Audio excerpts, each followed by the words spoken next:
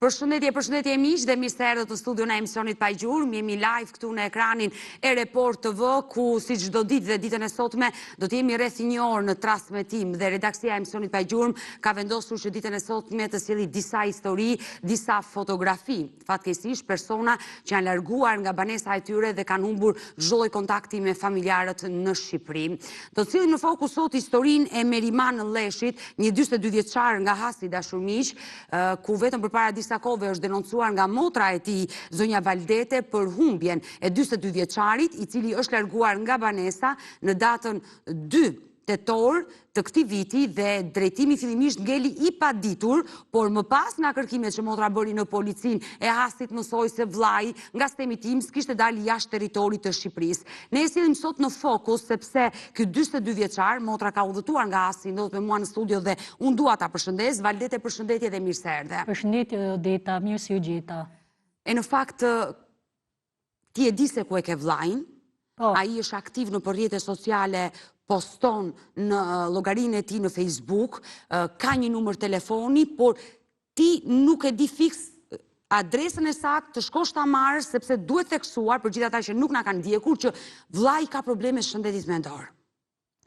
Po, Odita, vllai qas qet në Facebook. I kemi ato mbulimet, të lutem regjia të na ndihmoj me mbulimet e Meriman Lleshit, postimet e tij të fundit në Facebook, në llogarinë e tij të Facebookut, është aktiv, është online, shkruan, kërkon ndihmë, sigurisht edhe nga shqiptarët, kemi të tjera. Kjo është e vjetër e Meriman Lleshit, janë disa mbulime të tjera që ky 42 vjeçar ka postuar në rrjeti social Facebook dhe në fakt nga ky status kuptohet problemi që ai ka me shëndetin mendor, është larguar dhe është në situatë rruge.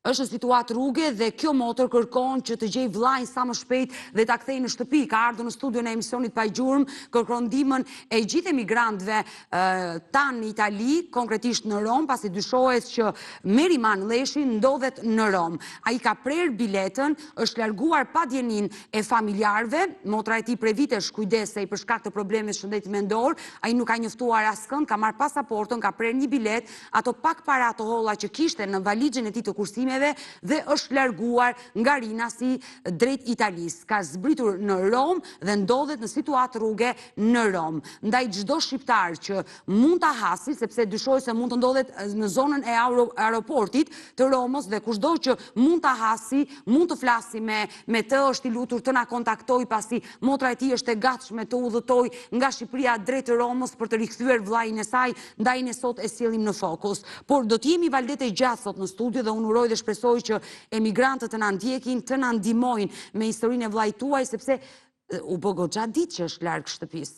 Po, Odeta, edhe kemi frikë se vllai, ku ka shku që të nesërme në Itali, e ka blerë numrin. Një numër italian? Po, edhe dyshojmë se vllajin e shfrytëzon dikush vllajin, s'ka mundësi vllai që ta blerë vet atë numër.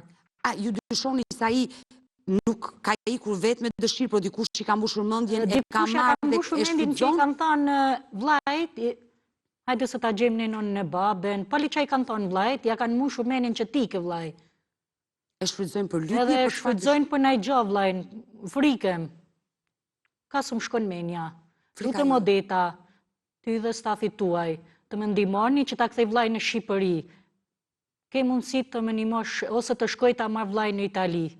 Të lutem. Uroj dhe shpresoj që të na ndihmojnë në fakt edhe institucionet edhe ambasada jonë në Itali, ku ne kemi dërguar një email për rastin e këtij 42 vjeçari nga Hasi, por kam besim dhe tek emigrantët që mund të na ndjekin dhe mund të na ndihmojnë për Meriman Lleshin, 42 vjeçarin nga Hasi, dhe një regjia të na ndihmojë me fotot e 42 vjeçarit, i cili e theksoi ka probleme të shëndetit mendor dhe është larguar nga banesa e tij në datën 2 tetor.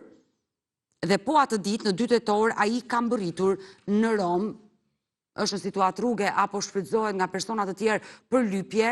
nuk dihet e vërteta, por motra e tij Valdete dyshon se i vllai mund të jetë marrë me qëllim nga Shqipëria drejt Italisë dhe ta shfrytëzojnë në shtetin italian. E dashur Valdete, do qëndrojmë bashkë sot në studio, do flasim, do presim të gjitha telefonatat, do tentojmë të lidhemi dhe me vetë 42 vjeçarin me shpresën që ai ka një numër italian, është siguruar ky numër italian, urojmë që ai të hapi telefonin dhe të përgjigjet. Por përpara se të vazhdojmë me historinë e 42 vjeçarit, unë dua të prezantoj në këto momente një tjetër histori, një tjetër humbje. Do të jemi sërish në veri të Shqipërisë, në Burrel, në kërkim të Sadik Kokës, një 73 vjeçar nga Burreli, që regjia të më vendosi pasaportën, i cili u largua nga banesa e tij në 25 prill të këtij viti dhe drejtimi ngeli i paditur në fakt, edhe pse familjarët mësuan se gjurmët e fundit ishte Tirana kryeqyteti. U bën shumë kërkime nga ana e familjarëve, nga ana e policisë, por nuk u gjet një gjurmë e 73 vjeçarit. Momenti kur ai u largua nga shtëpia ka qenë prilli vitit 2025, fushata që ishte aktualisht në prill, një simpatizant i një partie i cili e bëri të 73 vjeçar të dilte nga shtëpia pa njoftuar askënd dhe të vinte në fushatë këtu në kryeqytet dhe humbi çdo lloj kontakti me familjarët. Por kush është historia e Sadik Kokës? Unë dua të prezantoj një kronikë që ne kemi përgatitur dhe rikthehemi në studio.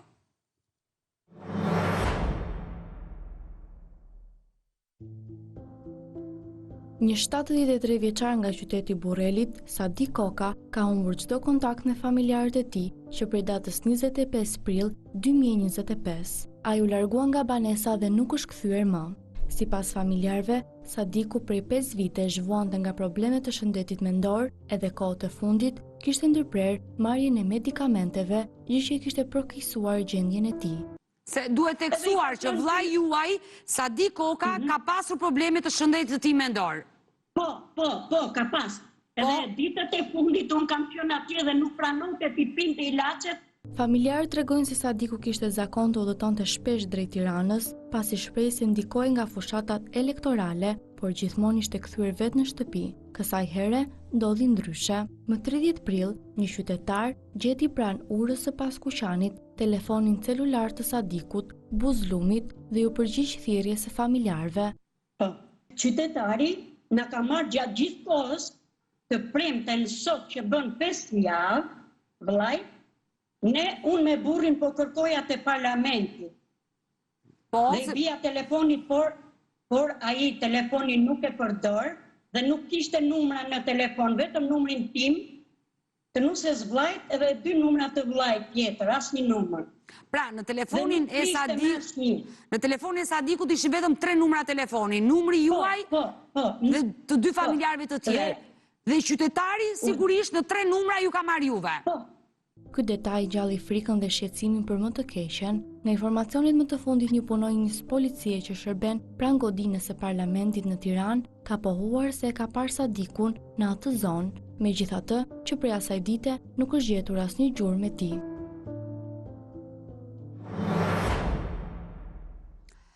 Kjo është historia 73 vjeçarit nga Burreli që është trajtuar në studion e emisionit Pa Gjurmë, ku motra ka kërkuar ndihmë për gjetjen e vllajt, por ditën e sotme unë dua të përcjell një lajm të hidhur për 73 vjeçarin, i cili përpara disa kohëve u gjet i pajet dhe trupi i tij ndodhesh në morgun e Tiranës, ku familjarët kanë bërë verifikimin, kanë shkuar, e kanë marrë dhe ai është përcjell në banesën e fundit. Unë dua që në këtë momente të lidhem me motrën Shpresë Aketa, ajo që e ka kërkuar në redaksin ton, për t'i dhënë edhe ngushëllimet në emër të redaksisë e emisionit Pa Gjurmë. Shpresa, përshëndetje. Po, përshëndetje, Odeta. Unë dua të t'jap ngushëllimet më të sinqerta në emër të gjithë stafit e emisionit Pa Gjurmë dhe të gjithë u hidhëruam kur mësuam lajmi që vllai juaj, Sadik Koka, u gjeti pa jetë. Shumë faleminderit, ju falenderoj. Trupi i tij ka qenë në morg. Po. E dashur Shpresa, për 4 muaj, 1 javë. Ka qenë policia që ju ka njoftuar, apo gjatë verifikimeve keni arritur ta identifikoni vetë? Gjatë verifikimeve tona që kemi bërë ne si familjarë, unë, djali, punatës, si gjithë së bashku, dhe këtë përfundime kemi gjetë në morgun e Tiranës. Mësuat se ku ishte gjetur trupi dhe kush e kishte gjetur dhe më pas që kishte përfunduar fatkeqësisht në morg, pra në Tiranë është gjetur i pajet? Po, në Tiranë, faktikisht, po vendin akoma dhe gjërat neve nuk i dim, sepse ai me datë 1 u gjet, me 3 morëm nga morgu, e varrosëm pastaj me 4, dhe gjatë këtë kishim ceremoni martore, kishim atë të mortes dhe pastaj bëm 40 dhe jemi në procese gjyqësore akoma nuk e dim vendin e ngjarjes së gjërat më gjatë, vetëm se është në prokurori dhe në gjykat, po hetohet po bëhet të stakt. Ju po ndiqni dhe anë ligjore për të mësuar të vërtetën, por nga ekspertisa mjeko-ligjore që kur troqet trupin e keni marrë edhe atë kartel në morg, ka qenë një vdekje natyrale apo diçka tjetër? Aksident thot me makinë. Aksident me makinë? Aksident me makinë. Zona se ku ka ndodhur në Tiranë, ju nuk keni informacion? Sikur aty afër kam zë sikur ka qënë të shku në shpi shkreti nga fugonat e Borelit, nuk e di, nuk e kuptoj mirë, por sikur aty natën, 2 gjysmë natës, një gjë e tillë, kaq më shumë nuk di, janë procese gjyqësore që ne nuk jemi fut faktikisht.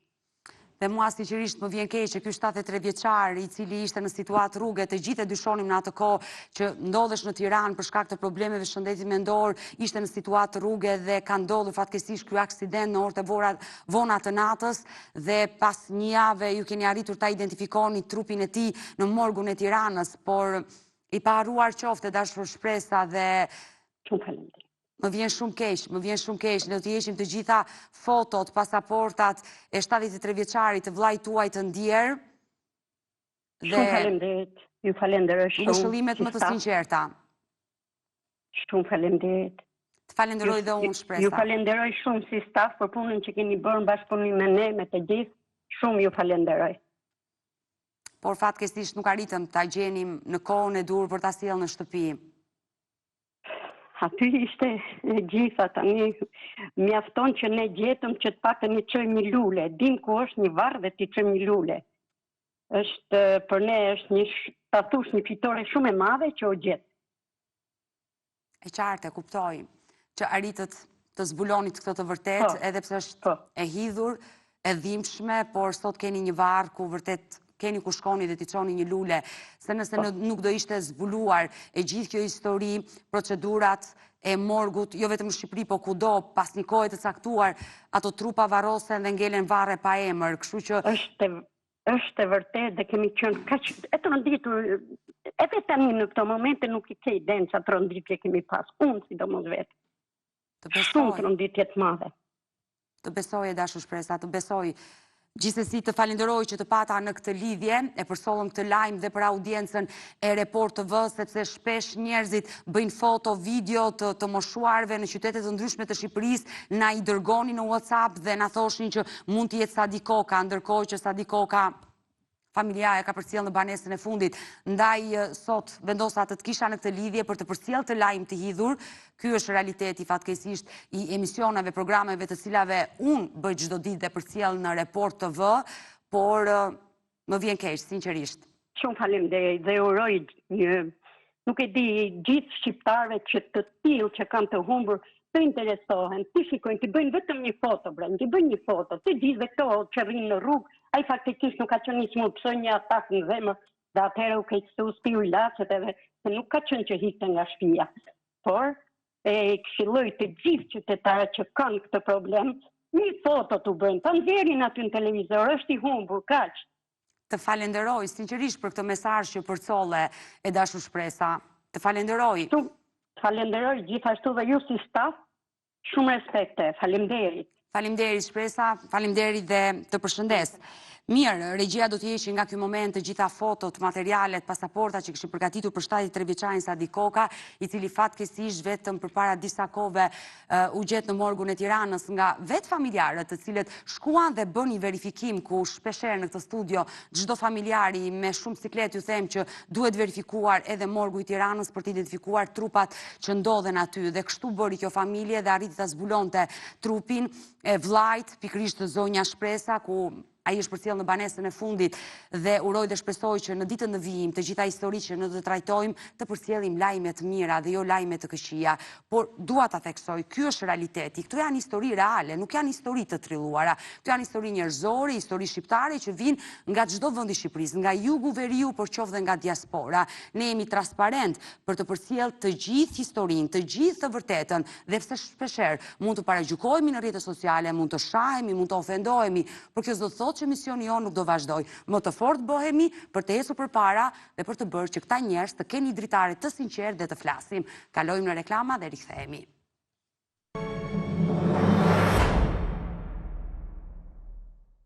Jemi rikthyer sërish bashk live dashur miq për të vazhduar misionin ton me historinë e Meriman Lleshit, një 42 vjeçar nga Hasi, ku ka humbur kontaktet me familjen e tij në 2 tetor të këtij viti, vetëm përpara disa ditëve.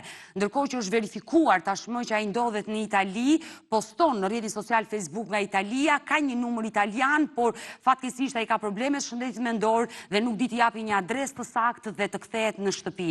Motra e tij, zonja Valtete, e cila ndodhet me mua në studio, kërkon ndihmën e institucioneve dhe konkretisht të ambasadës tonë në Rom, kërkon ndihmën e çdo emigranti shqiptar të na ndihmojë për ta rikthyer pikërisht 42 vjeçarin Meriman Lleshi sa më shpejt në Shqipëri.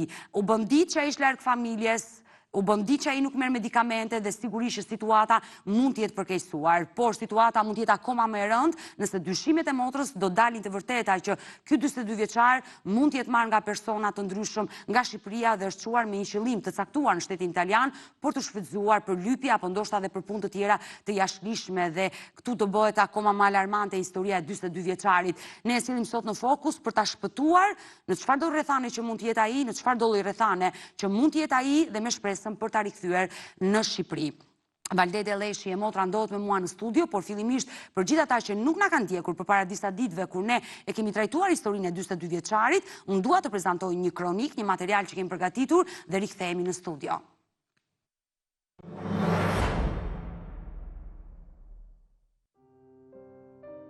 Në një zonë të qetë të Hasit, shihet një histori që mbar brenda asaj shumë dhimbje, por edhe shumë dashuri. 3 fëmijë që humbën prindrit që në moshë të vogël, u rritën vetëm, duke ndërtuar jetën mbi sakrificën dhe kujdesin për njëri tjetrin. Në mungesë të prindërve, ishte motra e madhe Valdetia, ajo që mori rolin e nënës dhe të babait. Ajo bë shtylla e vet me familjes, duke i qëndruar pranë 2 vëllezërve të sëmur. Për ta ajo hoqi dorë nga çdo gjë, nga rinia, nga familja dhe nga jeta e saj personale, vetëm që t'i mbante bashk. Por sot, pas gjithë këtyre viteve sakrifice, ajo po përballet me frikën më të madhe, humbjen e njërit prej tyre, pas një shenjë. Më 2 tetor, vëllai i saj i vogël Meriman Lleshi, 42 vjeç, është larguar nga shtëpia dhe nuk është kthyer më. Unë i kam gjallë prindit, i kam në Angli. Ka që kishte fiksu ati vlajt. Dua prindit, do ikin në Angli, e përmend të Anglin shpesh, jam djali Toni Blerit, shpesh i kërkon prindit. Se kam nanën, se kam babën, se kam nanën, se kam babën. Prej kohësh gjendja e tij ishte përkeqësuar, sjellja e tij kishte ndryshuar, shpesh bëi i dhunshëm, por Valdetia nuk e vuri re, sepse e dinte që sjellja e tij ishte për shkak të problemeve shëndetësore që Merimani kishte. Nuk më falte vllai. Më thoshte mu largo, s'du me të pa me sy. Pse më vlla, qa ke, t'jap motra lek, dile pije një kafe, qetëso, do bëhet mirë, do t'alshoj motra shpinë, unë do dal me qera. O e mesha me të mirë vlajnë, nga njëherë dhe me gjunte, po unë nuk ja shifsha, se e disha sa është pa që vlaj. Nuk jam smur, unë je smur te, thoshte. Në jetën e saj nuk pati vend për luks apo ëndra personale, Valdetia nuk u martua dhe nuk krijoi familje, sepse çdo ditë e saj u kushtua kujdesin nga 2 vëllezërve të sëmur. Më pas ti vendose mos martoheshe dhe jetën t'ja dedikoje 2 vëllezërve. Deri tani, jo, s'mun vendosha për martesë. Vinte keq për vëllezërit. Menojsha gjithë natën ku t'i lej vëllezërit. Kush më shërben vëllezërve? Sot ajo jeton me një boshllëk të madh dhe me shpresën se dikush diku mund ta ketë parë. Ajo i bën thirrje çdo kujt që ka informacion për Merimanin, të ndihmojë për ta gjetur dhe për ta sjellë sërish në shtëpi. Kush e shef këtë person, ju lutemi se kemi vuajtur shumë. Më ka vujt ky vllai shumë. 2-3 ditë është shkujt vllai, jam mërzit, kam ngel pa ëngër pa pi. Jam në Rom, jam poshtë aeroportit të stacionit trenit. Një histori e dhimbshme, por dhe e mbushur me dashuri dhe përkushtim, që sot kërkon vetëm një fund të qetë, një rikthim në familje. Fatkeqësisht kjo është historia e Meriman Lleshit, 42 vjeçari nga Hasti Dashurmish, i cili është larguar nga banesa për shkak të problemeve shëndetit mendor dhe ndoshta nuk di të kthehet në Shqipëri. E dashur Valdete, më thej që në fillim të programit që dyshoj që dikush e ka marrë dhe e shfrytëzon. Po deta po vllai numrin, si japin vllajt numrin, sa ka hyrë në Itali, ty dyshoj. Duke ditur që ai ka probleme shëndetit mendor, nuk është i aftë të shkojë të blejë një numër telefoni. Jo, kështu din vllai për me blej numrin e telefonit, po aty si ja japin vllajt, se hera parë që ka hyrë në Itali vllai, sa ka hyrë e ka blej numrin. Është pajisur me numër. Po. Dhe kjo të bën të dyshosh që ai sa ka hyrë në territorin italian, ka qenë i pajisur me një numër po të atij shteti dhe kjo të bën të dyshosh se ndoshta dikush është afër ti dhe e shfrytëzon. Po, unë në fakt Odeta e shifsha vllajin të folin në telefon për ditë. E dëgjojsha, po jo. Dhe desha të pyesja, kishe kuptuar diçka përpara që vllai mund të kishte komunikime të tilla siç po më tregon? Përpara se të largohej nga shtëpia. Ai fliste në telefon. Po, fliste në telefon, po i folshin me gjuhë huj, anglisht, jo shqip. Vllai juaj e zotëron gjuhën anglisht? Jo, Odeta është pak, jo. Se të gjitha statuset e ti janë në gjuhë huaj. Po mos i kthen vllai kështu nëpërmjet e qartë. Se jo, nuk ka faqe të cilat përdoren dhe shfrytëzohen për përkthime. Kështu e një gjësha për ditë vllajin, me ka po fol vllai, mos e mashtron kush vllajin. Por ti dëgjoj 20 tjetër nga anët e telefonit apo nuk dëgjoj? Se ndoshta për shkak të problemeve ai bënte sikur fliste në telefon edhe mbas s'ka folur me askënd. Prandaj dua të pyes, je sigurt që ai ka folur me persona të tjerë? Po. Ke arritur t'ja marrësh telefonin dhe të shikoje numrat kush? Jo, nuk kishe mundo që t'ja marrë vllai telefonin, se m'ja prek telefonin vllai gjunte. Ai ka qenë dhe i dhunshëm? Jo, i dhunshëm nuk ka qenë, po te telefoni nuk ja lën askujt vllai. Por ai të ka bllokuar ty në rrjetet sociale, ti nuk mundesh dot të shikosh statuset që ai poston, por nëpërmjet personave të tjerë ti hyn dhe i shikon. Po, vetëm nëpërmjet personave të tjerë që na i tregojnë, e shohim. Dhe kur i qet vllai se kam ngel pa hangër, pa pi, jam të flej kështu, Odeta gjithë natën nuk flej gjumë. Më vje keq për vllajin. Kur lexon ato statusa dhe konkretisht çfarë shkruan? Çfarë shkruan vllai? Ju lutem Odeta të më ndihmoni. Ka shku një djalë halle në Milano, në Itali, se kam një djalë halle, po i kanë thënë policia që nuk bën ti me denoncu atë, vetëm motra. Unë nuk di të shkoj Odeta atje.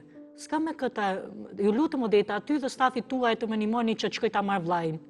Ju lutemi. Dhe ne jemi sot të dyja bashkë këtu me shpresën për të gjetur një vendodhje të tij për të na ndihmuar emigrantët dhe padyshim që në momentin që do kemi një adresë, një emigrant që do na ndihmojë të na japë një vendodhje, ne do nisemi, patjetër do të ndihmojmë dhe nuk do të lëmë vetëm në këtë rrugëtim.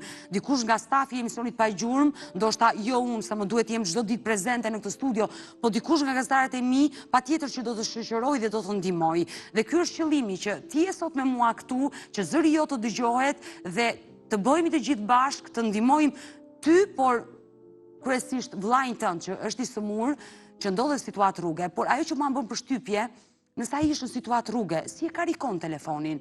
Që gjithë ditën qëndron online në Facebook, bën statuse të tilla, shkruan, telefonin e ka të hapur të karikuar, me pagesë telefoni, dhe kjo më bën përshtypje. Nuk e di Odeta, vetëm mram kishte qenë vllai me një lokal shqiptarësh.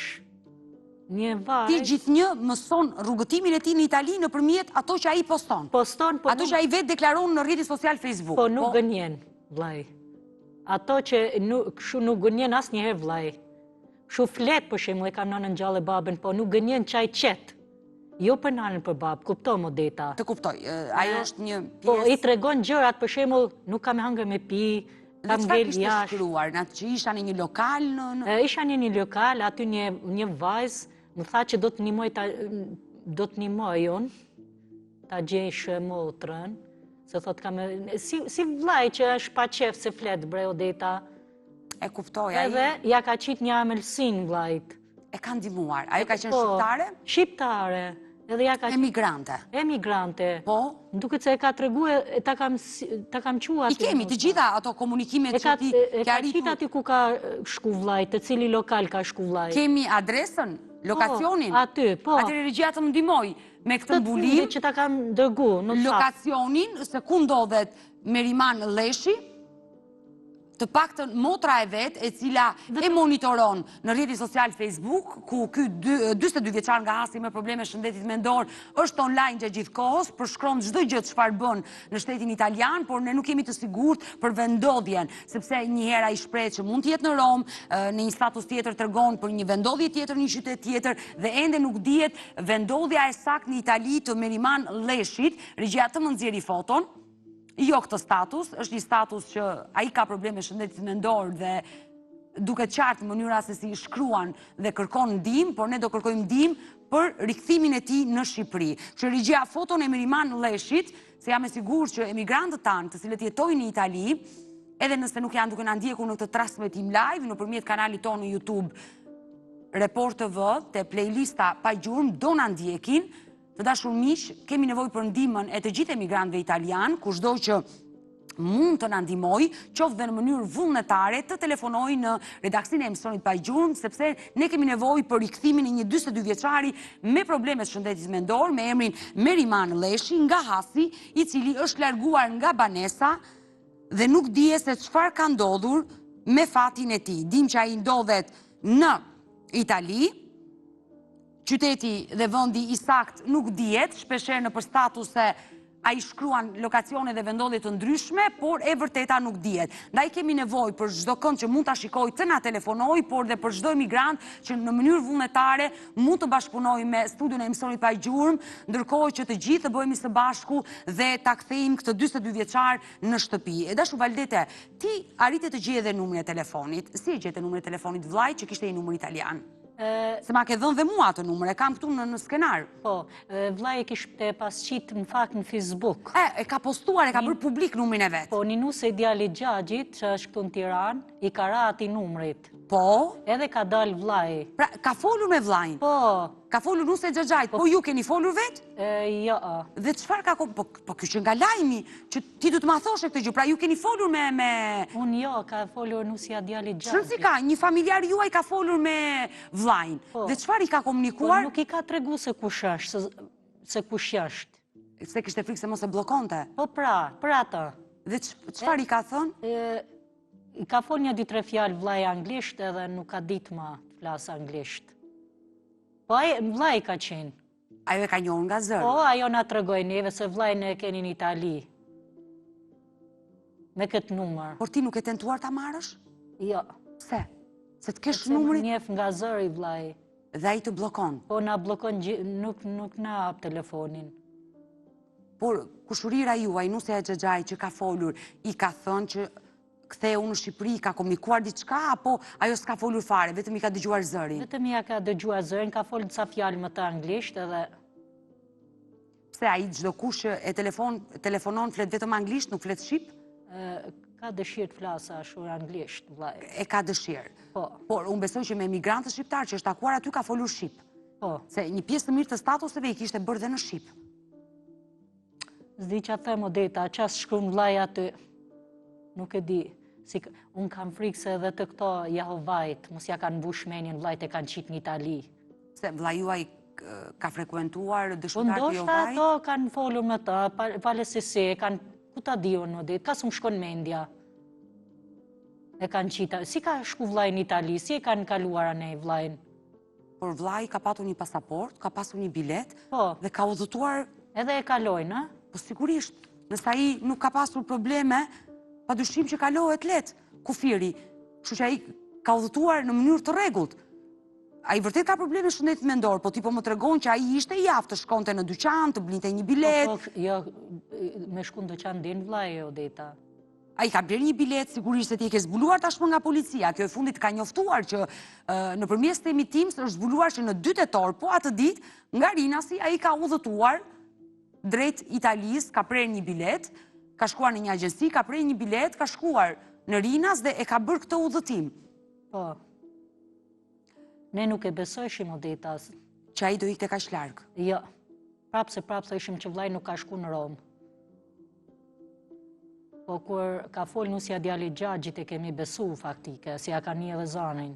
Jo, e qartë, por momenti që sistemi TIMS e ka nxjerrë policia e shtetit, që shtetasi shqiptar Meriman Leshi ka udhëtuar në datën 2 tetor nga Rinasi, orë me të gjitha, drejt Italisë, edhe ky është një lajm që 100% i sigurt dhe informacion zyrtar. Pra, ti e ke mësuar këtë fakt që ai ka udhëtuar drejt Italisë, por kur kushërira juaj i ka dëgjuar zërin, i e bindur akoma më shumë që ai vazhdon të jetë në situatë rruge. Po. Po Odeta nuk ma hek kushmenja, është vetëm në situatë rruge është vllai. Kur i qet ato... Por herë të fundit, në statusin, sepse gjithë problemi është që ne duhet jemi miq me të për të arritur për të parë postimet, dhe ne pse i kemi dërguar të gjithë si redaksi kërkesë që të na pranoj, ai s'na ka pranuar dhe ne nuk arrim do të monitorojmë llogarinë e tij në mënyrë absolute, nuk e monitorojmë dot, nuk i shikojmë statuset të cilat ai poston. Edhe ju si motor, ju ka bllokuar, ti nuk arrin dot të shikosh. Por kushërira e cila është në faqen e tij, arrin të shikoj të gjitha postimet që ai bën çdo ditë, le të themi çdo orë, se poston shumë. Vendodhjen e fundit ku e ka treguar që ka qenë? Në cilin vend të Italisë? Në Toskulano. Numrin që ne kemi, mund ta provojmë dhe ta marrim? Po. Ti dëshiron të flasësh, apo ke frikë se po dëgjoj zërin tënd ai do të bllokojë? Jo, vetëm ti fol me ta. Unë kam dëshirë që ta mbyll telefonin vllai.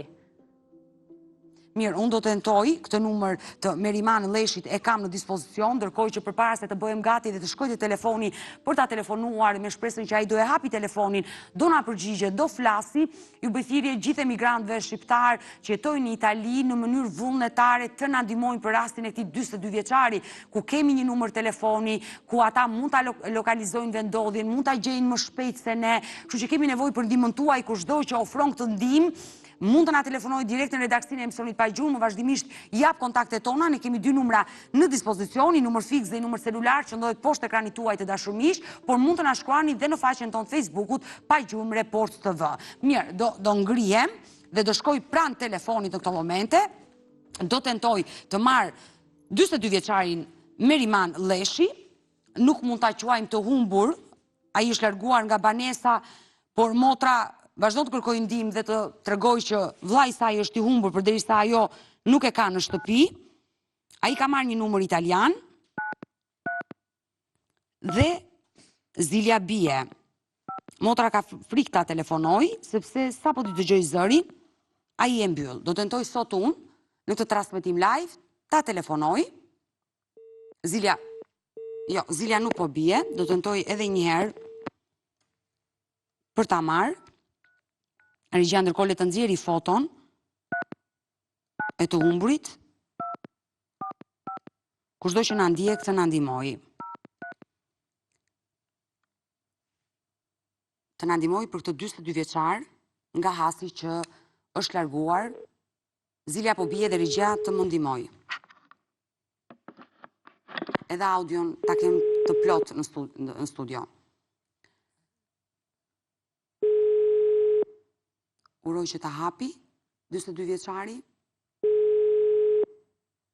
cili ndodhet në Itali, ka probleme shëndetit mendor, i pavedishëm për veprimet që bën, por që motra kërkon ta rikthej vllajin në shtëpi. Zilja po bie, është numër që dyshohet që e mba. Della segreteria telefonica di... Na i mbylli, do tentoj nga celulari im. Ndoshta i del numër zyre, e fik, i njeh numrat e celularit, do të bëj dallimin e një numri celular dhe një numër zyre? Tash e Odeta edhe nuk e hap, se ka frikë që mos ta zbulojnë se ku është. Pse e mendon këtë gjë? Po ka s'm shkon mendja. A ka WhatsApp ky numër, apo telefoni ti ka qenë i thjeshtë? Jo, e ka edhe numrin e WhatsAppit, ja di vllajt.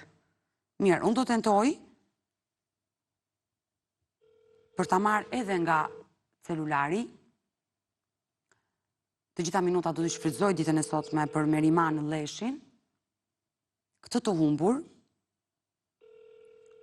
arrin do të njohë prefikset të Shqipërisë, të Italisë?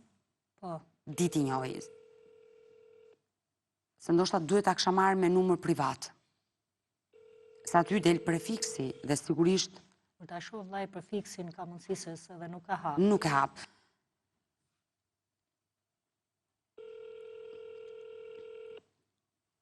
Uroj të ma hapi, të vështire kam dhe unë të flasë me një person që ka probleme shëndet mendor, nuk jam as psikologe, por do bëj... della segreteria telefonica. Do tentoj dhe një herë, sepse... Jo, dhe ta kështu vllai përgjigjet mirë në telefon, mos... Jo, nuk e thash në ato lloj kuptimi. Më duhesh një psikologe ditën e sotme, ta kisha në studio për rastin e vllajt. Po pra... Alo? Alo, përshëndetje? Meriman, më dëgjon? Ma mbylli. Ishte zëri ti? Po, zëri vllajt.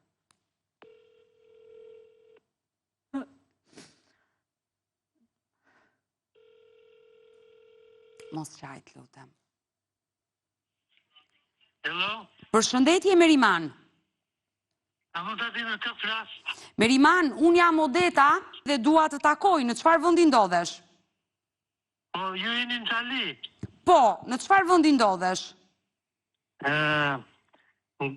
Hero, e ke marrë në ndonjë plasje të kryeministit tuaj, se ndoshta nuk kam Facebook. Meriman, a dëshiron ti të kthehesh në Shqipëri? Se tregon nivelin tonë në këtë aspekt. I dashur Meriman, jam një zonjë që dua të të ndihmoj ty. Sepse kam parë statuset që ti ke hedhur në Facebook dhe ke kërkuar ndihmë, ke treguar që jam pa bukë dhe jam në rrugë dhe unë dua të të ndihmoj. Po kjo është niveli juaj. Mund të më tregosh vendin në të cilën ndodhesh? Këtë kryeminist edhe I dashur Meriman, a ke nevoj për diçka, a ke nevoj për para, a ke nevoj për roba, a ke nevoj për ushqim t'i dërgojmë? E kuptoj zemërsin, urimet e përzemta janë reciprok. Këtë e së një oti nuk kene tokën dakon një sjetë të finanse... Meriman, të lutem, Meriman, të lutem, po të pyes, ke nevoj për ushqim, për para, për roba,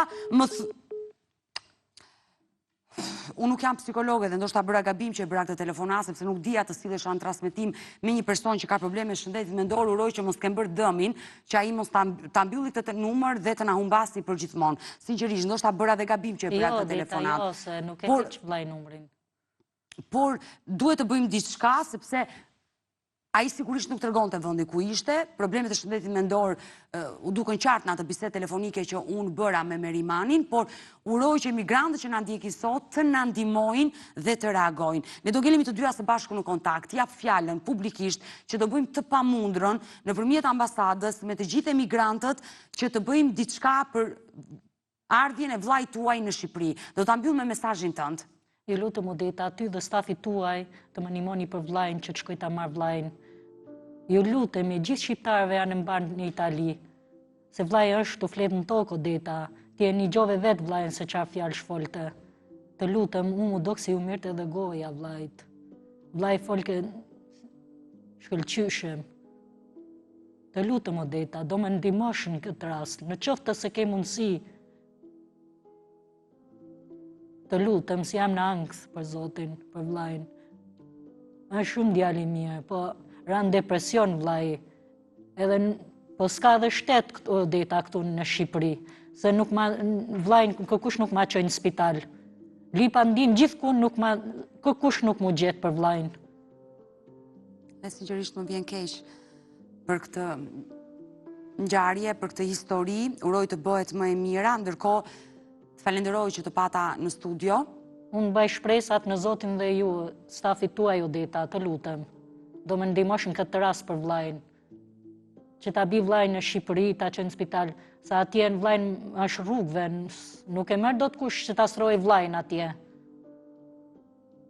Edhe unë dua ta mbyll programin ditën e sotme duke i bërë thirrje të gjithë atyre që janë duke na ndjekur për të ndihmuar këtë motër e cila pas humbjes së prindërve familja Leshi ka një histori shumë të trisht, kanë humbur prindrit nga kjo jetë dhe Valdeti është kujdesur për të dy vëllezërit e saj të sëmur, nuk u martua kur dhe jetën u ka dedikuar atyre, por fatkesisht Merimani është larguar nga banesa, ajo po bën gjithçka për ta rikthyer në shtëpi, por ky 42 vjeçar me probleme shëndeti mendor ka ngelur në shtetin italian, dyshohet që është në Rom dhe nuk di të kthehet. Kushdo që do të bashkëpunoj me ne për këtë rast të dhimbshëm, të na telefonoj dhe ta uroj me zemër që të gjendet ai i gjendur është, ne i dëgjuam zërin ditën e sotme, por ta kthejmë sa më shpejt. Kështu do mbetemi në kontakt dhe të falenderoj. Ju falenderoj edhe ty dhe stafit tuaj Odeta. Faleminderit e dashur Valdete.